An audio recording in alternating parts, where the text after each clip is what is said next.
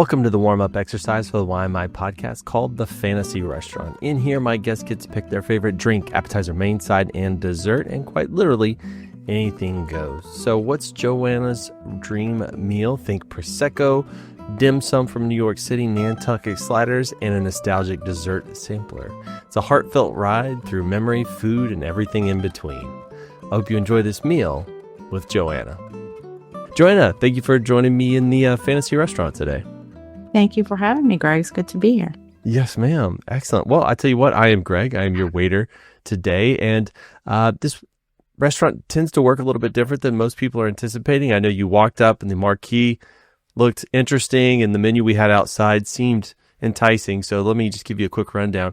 This is a meal comprised of, oh man, it could be things you had as a child. It could be things your mom made or your grandma made, or you know what? It could be stuff you make today or comes from your favorite restaurant or fantasy novel or movie or whatever.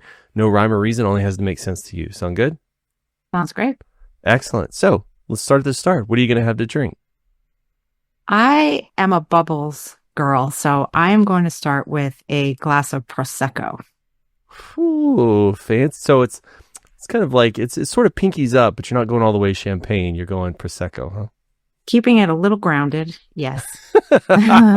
Try not to put on too many airs. Is that the idea? That's it. Prosecco. All right. What kind of vessel do you want that served in? Because I've learned so many people, like the feel of a cup has so much to do with the experience. So what do you want it to be in? It's good that you notice the details. I have a thing about champagne flutes where I like the traditional sort of this tulip shape as opposed to a rectangle shape. So I really would like it in a tulip shaped flute if you have it. All right. Tulip shaped flute. Now, and this is like something that I've learned from my partner, would you like it to be like corrugated or textured in some interesting way? Or do you want it to just be straight glass, like just the pure look of it so you can see all the bubbles?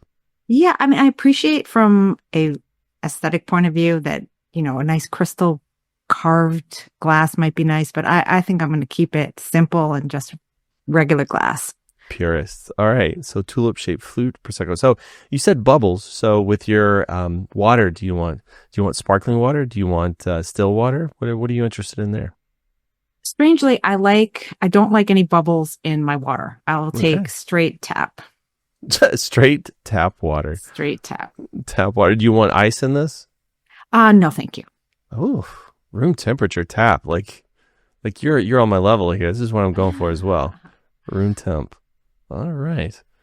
Well, now we reach the portion that I find myself being the most adventurous, and that's going to be the appetizer portion. So what are you going to have as an app?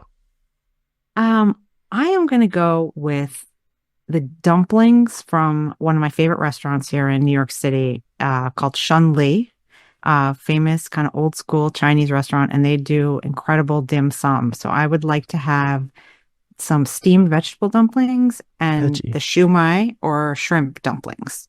Combo of those two, please. Shumai. Now, what do you dip those in? Are you going soy? Is there some specialized sauce? Yeah, they have this dumpling sauce. It's soy with some ginger, some scallions. I don't know what else is in there. It's not straight soy sauce. It's the dumpling sauce that I just love. So I'm going to go with that. Now, I've seen a couple of camps as far as dumplings go. You can have it to where it is cooked so well that it is exceptionally soft, or, you know, that casing can still be a little al dente. Where are you at on that? Which side of the fence? I'm going al dente. Oh, me too. All right. Yes. All right. We could be friends. Yeah, I think so. That was a test. I didn't want to tell you that ahead of time, but yeah. We're friends. Al dente. I love it. All right. So now we reach the kind of this interstitial, this connection period between the appetizer and the main. I like to call it the bread/soup/salad portion. Do you want some of that, any of that, all of that? What are you interested in there?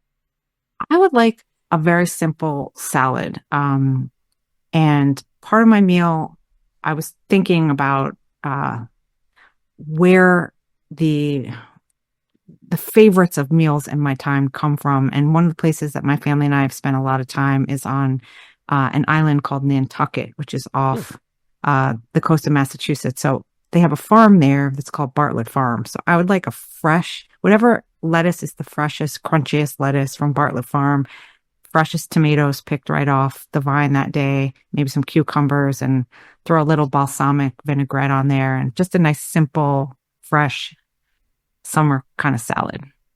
All right. Bartlett Farms. We'll call it the Bartlett Farms special. All right. All right. So in a balsamic, I love a good balsamic. A little bite, some interest there. Are you doing croutons? You doing shaved parm? You doing anything special? Nope, I'm gonna keep it just the balsamic. Yeah. I like this. So already we have established a pattern of simple foods but done very well. Is that kind of the theme we're going to be following? Yes, I think so. Well, you can be the judge of that, Obi, as we move through. Excellent, excellent. So what are you going to get for your mains? Arguably the most important part here. I'm going to stick with the Nantucket theme, and I would like to get the tuna sliders from the Nantucket lobster trap truck. So they're sliders made in a truck that one of the restaurants on the island has, and it's just like seared tuna on a little mini brioche bun, with some fresh watercress. And the tuna has a little soy glaze on there that's Oof. a little sweet. And I only have these once a year, and they got to bring them into the fantasy restaurant because these sliders are just the best. Well, believe it or not, we can have the truck park right out back. So Oh, we'll have him back there in the alley cooking it up. It'll go straight from the truck right into you. So no worries there. great. So when you're eating this, are you talking like one slider, two sliders, three? Like how many are you crushing this thing? Well, since we have an appetizer, we have those dumplings and salad. I think maybe two, maximum three, or then you're pushing it after that. All right. Well, it is the fancy restaurant. So you could say in this restaurant, you never get full or you never get drunk or any other combination of things that you can imagine. So it's your call. All right. I think we're going with two. Two sounds like Yeah. a good number. All right. But we'll have the truck again. It's on standby just in case. I'm going to ask you when you get halfway into that second one, like how we feeling, and Okay. if you need another one, we're gonna punch it. So what do you do as a side with a tuna slider? That sounds tricky. Um, I would maybe do like some sauteed string beans or baby bok choy, just a simple green vegetable, something fresh. Just maybe a little garlic on there, salt and pepper, keep it a little olive oil. That's about as far as I would go, as far as comboing it with something else. Excellent. I was going to ask you what you wanted it sauteed in, but I was going to say garlic perhaps, and you nailed it. So we got it. It's ready, nice and fresh. They just snapped them out back. All Actually, right. I used to do that with my grandma. Sit on the porch and snap them. Just nothing better. Oh, Like that's they're great. so sweet and delicious. I'm not saying I enjoyed the act of having to sit there forever or like popping out peas. I remember like shelling peas for like ever and ever and ever, but something special about it. All right. So we've got our side done there. Now, arguably, I said, dumplings were the make or break whether we could be friends, but truly it's the dessert portion. Like, can we really, be BFFs here? So what are you going for dessert wise? Okay, high pressure. Now listen, I really do love a great piece of chocolate cake, but if we're in the fantasy restaurant, what I'm going to do is it's hard to choose just one. So what I'm going to do is I'm going to do a sampler plate. Yes. Yes. Yes, Sorry. right. Let me So contain my excitement. Yes.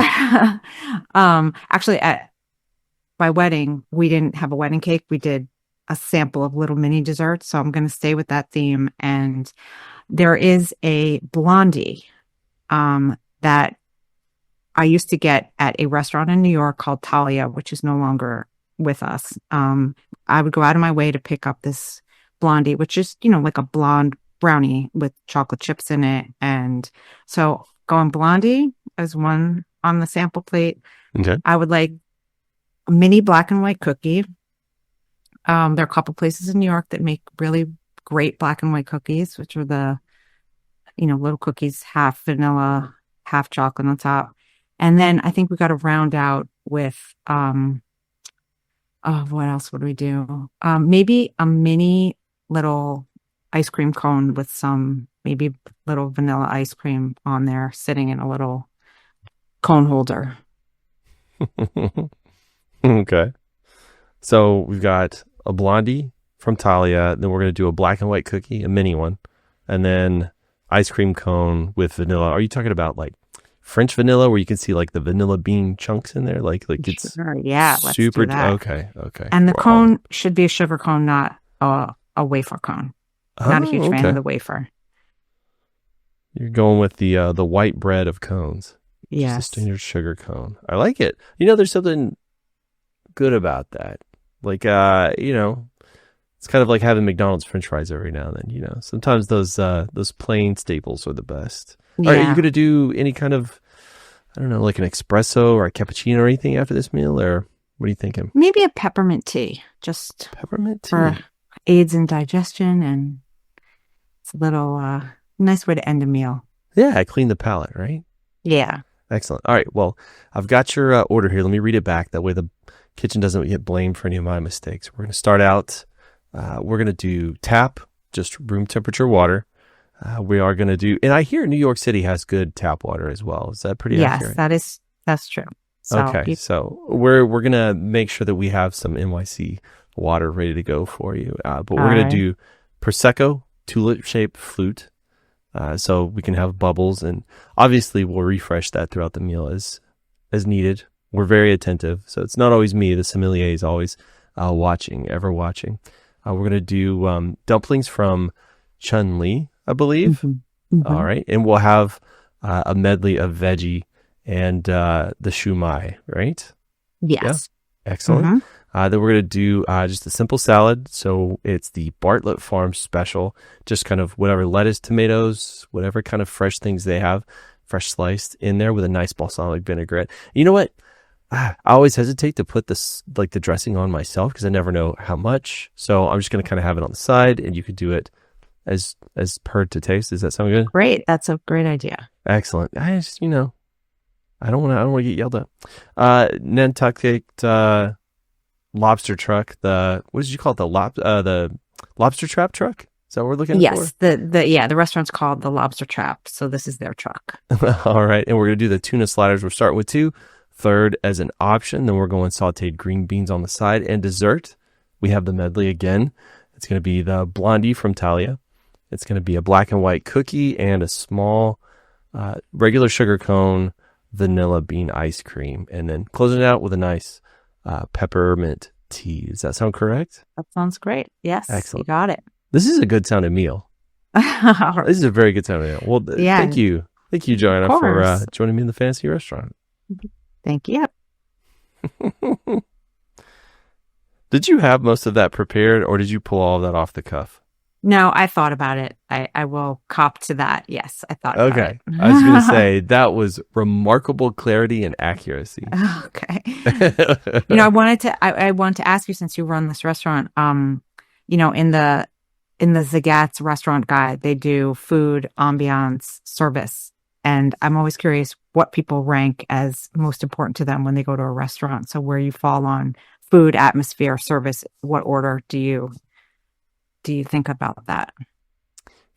For me, I think it's the food first, and then presentation of the food, and then I would say atmosphere comes after that. Although it's like peanut butter and chocolate, right? It kind of mixes together. It sort of all hmm blends together. But most people don't pick their atmosphere. I'm always open and waiting, and a handful of people have said, I want to actually eat in this place, or I want.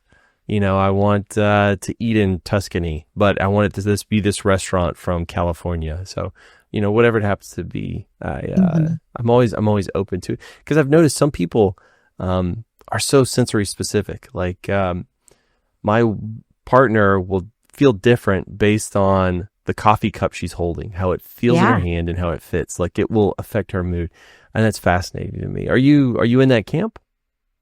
Yeah, we have the debate because for me, I go back and forth between food and service because I think bad service can ruin an incredible meal. So your 100%. attentiveness in the fantasy restaurant to detail makes a big difference. Like I can almost forgive mediocre food if the service or the server is unbelievable.